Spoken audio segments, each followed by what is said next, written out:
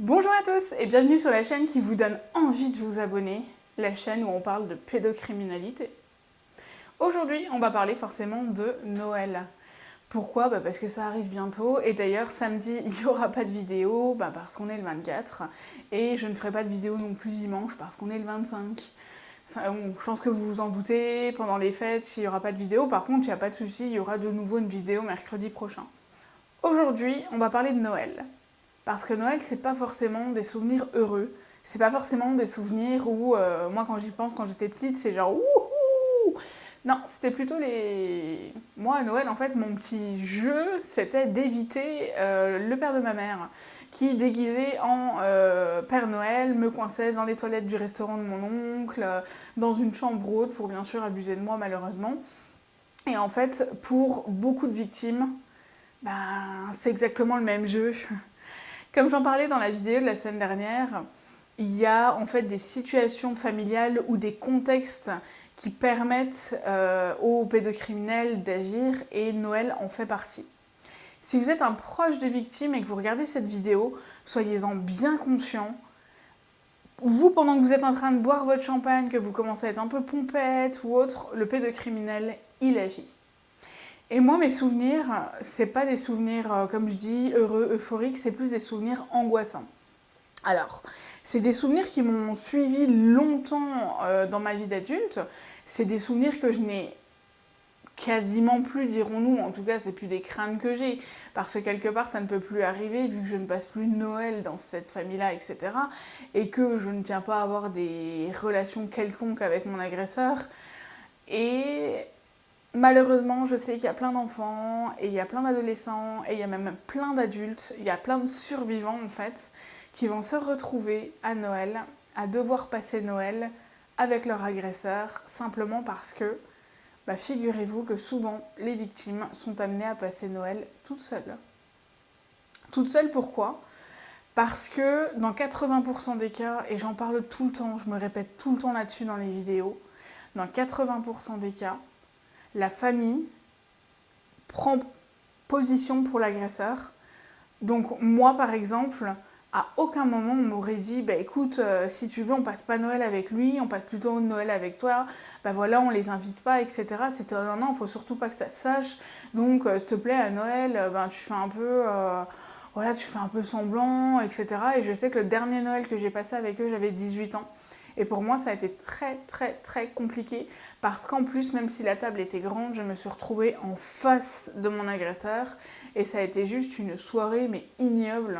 Ça a été une soirée horrible à passer parce que faut le savoir, ils perdent absolument pas leur assurance et vas-y, les petites réflexions, les insultes, etc.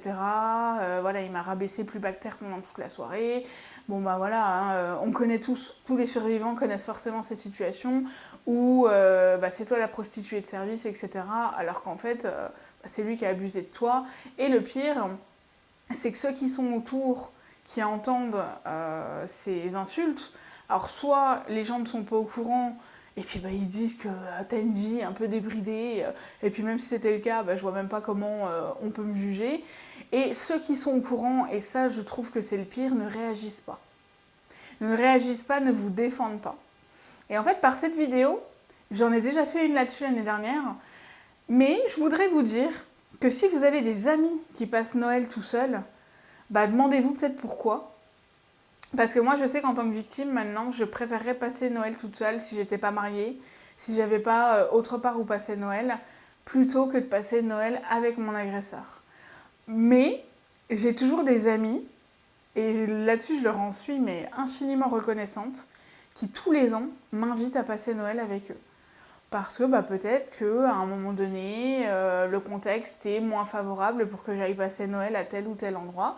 Et pour que je me sente bien et que je passe un joyeux Noël et que je passe un Noël heureux, j'ai toujours des amis qui m'invitent et qui m'accueillent comme si je faisais partie de la famille.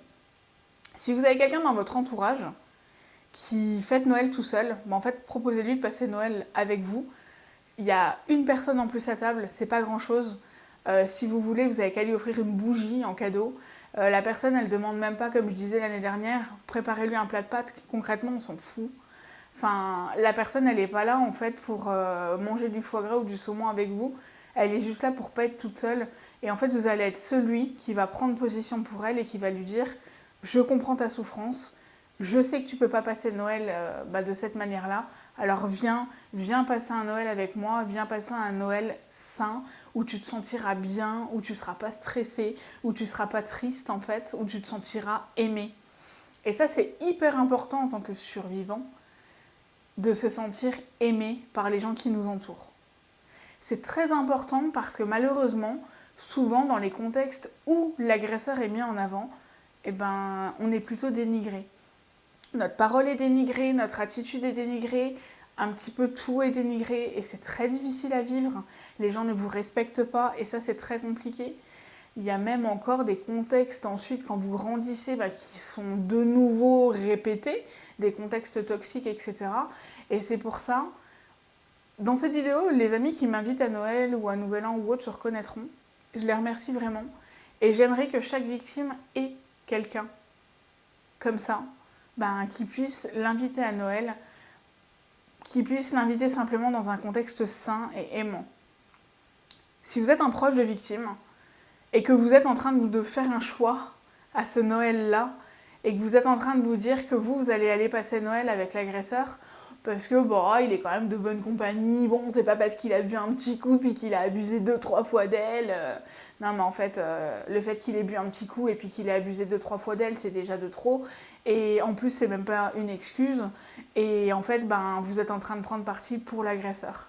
Et si vous estimez, et ça c'est hyper important, si vous estimez qu'en faisant ça vous ne prenez pas parti pour l'agresseur, vous vous trompez à 100%, vous vous voilez la face. Prenez soin des victimes, et surtout dans des contextes comme ça, comme à Noël, prenez soin des victimes. C'est ce que je vous demande, prenez soin de ces victimes qui sont des survivants et qui se battent mais tous les jours pour réussir à mettre un pas devant l'autre, pour réussir à survivre. Aidez-les.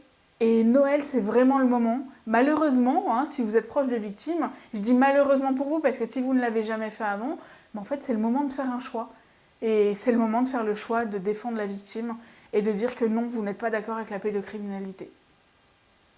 J'espère que vous comprendrez cette vidéo, puisque de toute façon, je pense que je la referai tous les ans. Parce que j'estime que répéter, c'est peut-être ça qui va faire qu'un jour ça rentrera. Ça rentrera que vous arrêterez d'aller faire Noël avec Pépé et pas avec la victime qui s'est fait abuser. Et pour l'avoir vécu, ça a été vraiment des moments très compliqués. Et pourquoi pas, si vous avez quelqu'un qui n'a pas de famille autour de vous ou autre, passez Noël avec lui, proposez-lui. Et je vous dis, Noël, il n'y a pas besoin d'avoir du foie gras ou autre, un plat de pâtes, pardon, ça suffit largement. Il suffit juste de se sentir, j'arrive pas à le dire tellement je suis émue, mais il suffit juste de se sentir aimé.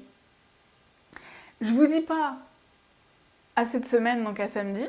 Je vous dis à la semaine prochaine, en espérant que vous ayez passé des très bons Noëls. Vous pouvez faire comme l'année dernière, m'écrire des messages, me raconter vos Noëls, et j'en ferai un sujet pour mercredi prochain, pour expliquer un petit peu les contextes, ce qui s'est passé, ou même pour débriefer un petit peu, voir s'il n'y a pas eu des bonnes surprises, parce que l'année dernière, suite à une vidéo, il y avait eu une très bonne surprise, où en fait la sœur d'une survivante avait décidé de ne pas aller passer Noël avec sa famille et avec l'agresseur qui était leur père malheureusement, mais avec sa sœur. Donc voilà. Je vous souhaite à tous un joyeux Noël en avance et on se verra de toute façon avant la nouvelle année. À bientôt!